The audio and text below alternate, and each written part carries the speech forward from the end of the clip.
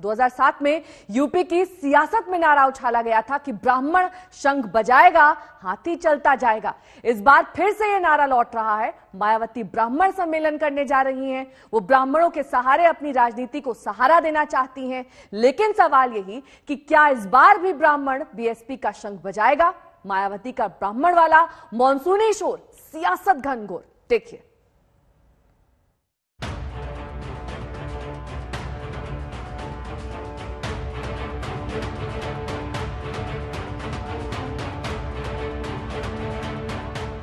ब्राह्मण शंख बजाएगा, हाथी चलता जाएगा।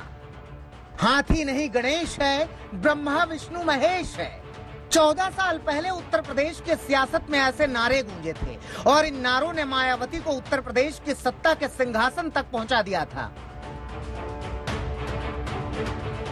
चुनाव में बीएसपी ने हाथी को ब्रह्मा विष्णु महेश बताया और दलित ब्राह्मण गठजोड़ का ऐसा फॉर्मूला रचा कि विरोधियों के सारे समीकरण फेल हो गए।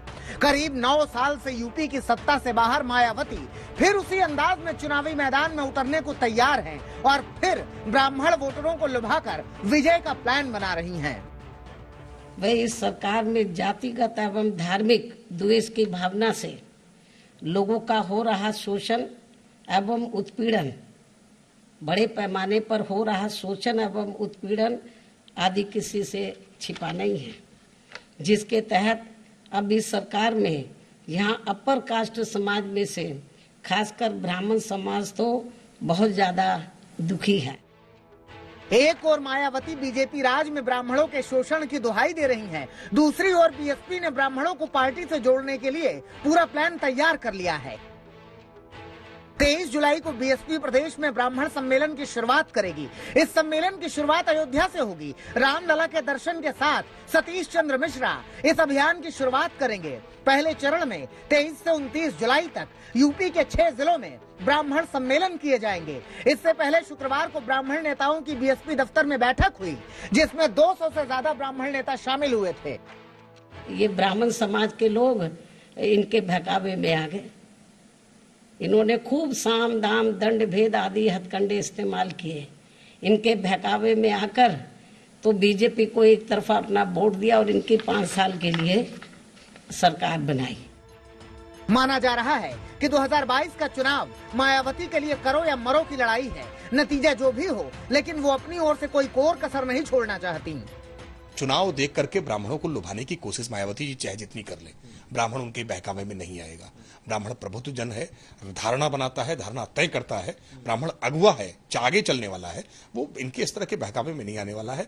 और आज जिस तरह का विकास कार्य उत्तर प्रदेश में योगी आदित्यनाथ जी की सरकार ने किया है, जाति जमात की पॉलिटिक्स अब उत्तर प्रदेश से समाप्त हो गई है। ये मायावती जी को समझ लेना चाहिए। मुझे लगता है जनता को गुमराह करने वाला कदम होगा। समय बदल गया है, लोगों की अभिलाषाएं हैं, लोगों की आकांक्षाएं हैं। युवाओं को रोजगार चाहिए, उनको अपना अधिकार चाहिए, महिलाओं को सुरक्षा चाहिए, किसानों को अपनी फसल की कीमत चाहिए। इस पर बात वो नहीं करती हैं।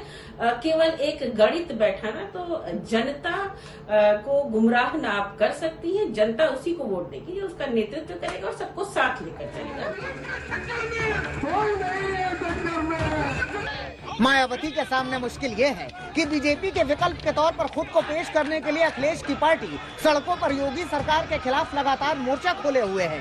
चाहे महंगाई का मुद्दा हो या कृषि कानूनों का या फिर हाल के पंचायत चुनाव में जोड़ तोड़ और गुंडागर्दी के आरोपों का, मायावती इन तमाम मुद्दों से दूर रह गईं। इसके अलावा उत्तर प्रदेश में भीम आर्मी के तौर पर दलित राजनीति का एक नया विकल्प भी उभर रहा है। ऐसे दौर में ब्राह्मण मतदाताओं को जोड़ने की मायावती की कोशिश कितनी कामयाब होगी, ये कहना मुश्किल है। लखनऊ से कुमार अभिषेक और समर्थ श्रीवास्तव के साथ आज तक ब्यूरो।